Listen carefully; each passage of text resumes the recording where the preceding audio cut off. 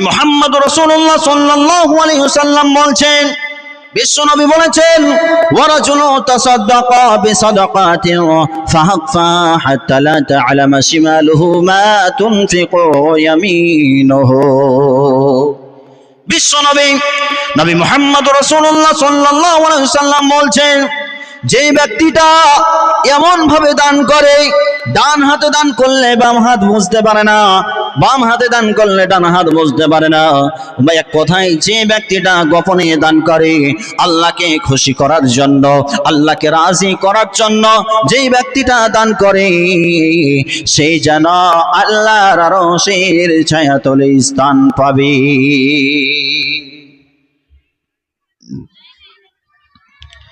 সপ্তম নম্বর বলে দিই, আল্লাহ রাব্বুল আলামিনের নবী বিশ্ব নবী নবী মুহাম্মদ রাসূলুল্লাহ সাল্লাল্লাহু আলাইহি ওয়াসাল্লাম বলছেন, ওই ব্যক্তিটা আল্লাহর আরশের ছায়াতলে স্থান পাবে শেষে, সে হলো ওয়ারাজুলু যাকারাল্লাহ খালিআন ফাফাযা'আত আইনুহু। যেই ব্যক্তিটা গভীর রাত্রি 12টা 1টা 2টার সময় যে ব্যক্তিটা আল্লাহর কাছে কান্নাকাটি করে, মাবুদ ওগো আল্লাহ রব্বুল আলামিন, আমি গুনাহ করে ফেলেছি আল্লাহ, আমার জীবন দশায় অনেক গুনাহ হয়ে গেছে আল্লাহ গো, তুমি আমাকে মাফ করে দাও। রব্বুল আলামিন, আমি বুঝতে পারিনি আল্লাহ, 60 বছর 70 বছর হয়ে গেছে, আমার আল্লাহ রব্বুল আলামিন 80 বছর অতিক্রম করে ফেলেছি আল্লাহ, আমি যেন বুঝতে পারিনি। মাওলাই কারীম, আমাকে তুমি ক্ষমা করে দাও আল্লাহ, আমাকে তুমি কবর থেকে বাঁচিয়ে দাও। ওগো আল্লাহ রব্বুল আলামিন, আমাকে কঠিন কিয়ামতের দিন থেকে তুমি পরিত্রাণ দাও, আমাকে যেন মিজানের পাল্লাতে যখন আমার আমলনামাগুলো দাঁড় করানো হবে, ওগো রব্বুল আলামিন, যেন আমার নেকির পাল্লাটা তুমি ভারী করে দাও।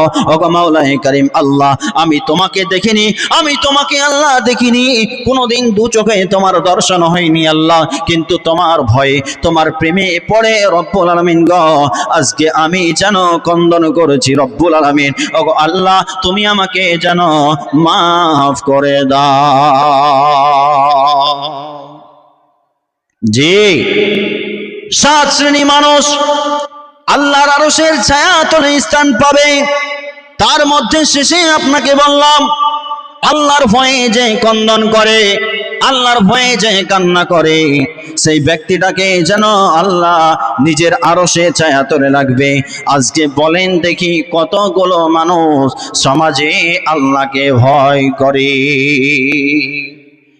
আল্লাহ রাব্বুল আলামিন বলছেন, বান্দা তোমরা বলো ওয়াত্তাকুল্লাহ, আমি আল্লাহকে ভয় করি, আমি আল্লাহকে ডরি। কিন্তু বান্দারে, তুমি তো আল্লাহকে স্মরণ করো না, তো আল্লাহকে কি তুমি ভয় করো?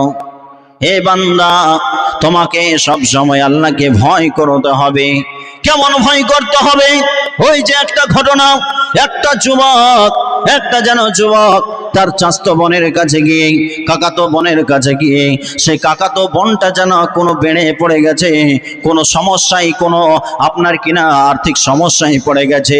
সেই সময় সেই মেয়েটাকে বলছে, তোমাকে পয়সা দেব, তোমাকে টাকা দেব, তোমাকে বিনিময় দেব, তোমাকে অর্থ দেব, তোমার প্রয়োজন আমি মিটিয়ে দেব, আমার প্রয়োজন তুমি মেটাও। যখনই এই কথা বললাম, সঙ্গে সঙ্গে যেন সেই যখন ছেলেটা কাপড় খুঁড়তে শুরু করেছে, মেয়েটাও যেন নগ্ন হয়ে গেছে। শোনেন, আল্লাহর ভয় কাকে বলে? যখন তাদের এই রকম ব্যবস্থাপনা হয়ে গেছে, যখন ছেলেটা এবং মেয়েটা যখন উলঙ্গ হয়ে গেছে, তখন সেই মেয়েটা বলছে, ভাই ওয়াত্তাকুল্লাহ, তুমি আল্লাহকে ভয় করো, আল্লাহকে তুমি ভয় করো।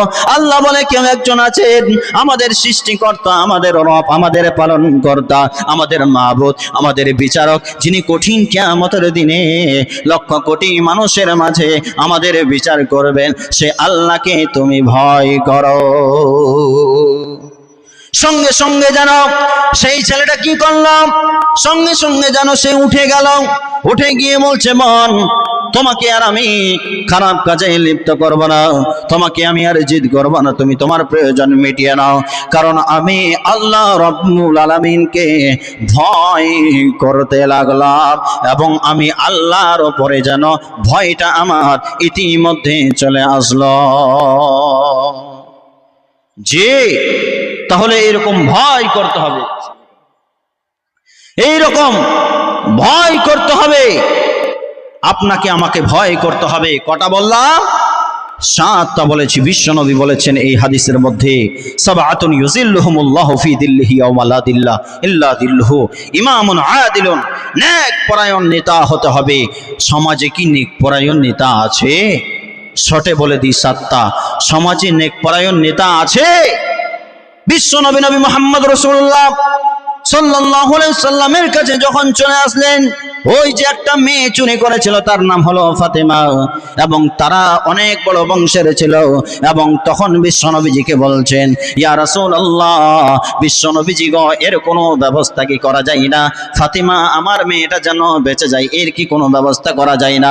বিশ্বনবী তৎক্ষণিক বলেছিলেন, হে মানব সম্প্রদায়, হে মানুষ, তোমরা শোনো, যদি এই কাজটা আমার মেয়ে ফাতেমা যদি করতো, ফাতেমা বিনতে মুহাম্মদ যদি করতো, যদি আমার মেয়ে যদি কাজটা করত, সে হলো জান্নাতের সরদারিনী, সে ফাতিমার হাত দুটোকে আমি বিশ্বনবী কেটে দিতাম।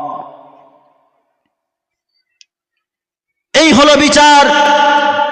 আর আজকে আমাদের সমাজে, আমাদের গ্রামে, আমাদের গঞ্জে কেমন বিচার হয় বাবা?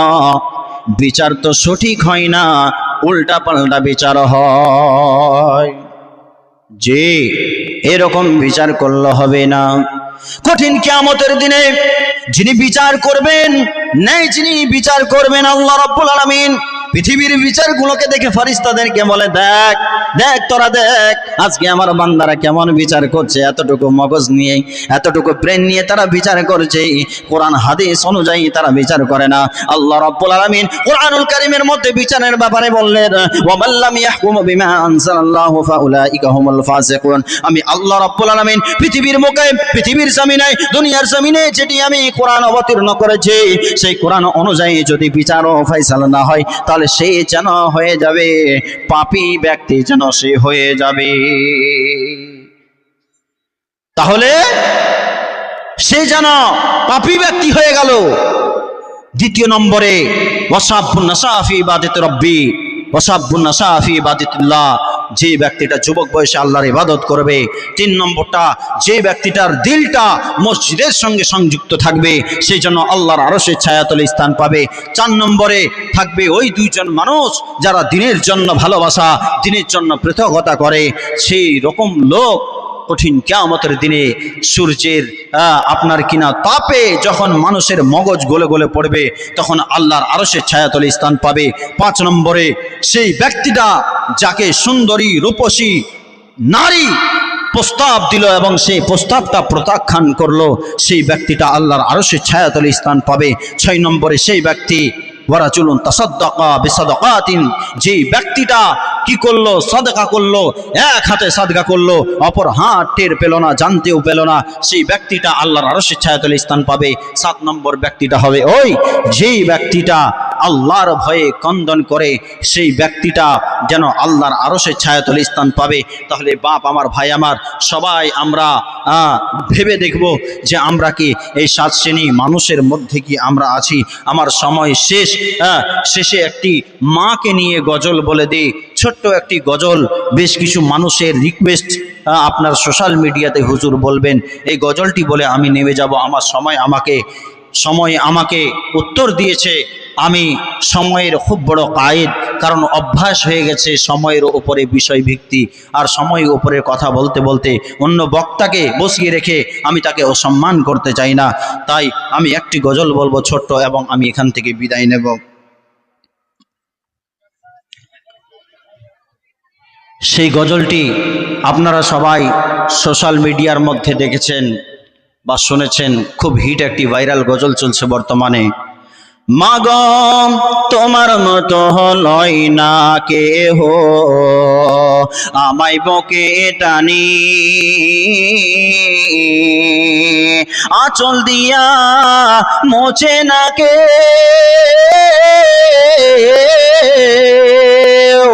আঁচল দিয়া মোছে না কেউ আমার চোখের পানি হায়রে মা জননী আমার হায়রে মা জননী মাগো তোমার মতো হলই না কেহ আমায় বুকে টানি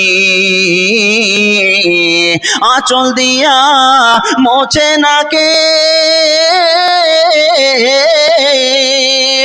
আঁচল দিয়া মোছে না কেউ আমার চোখের পানি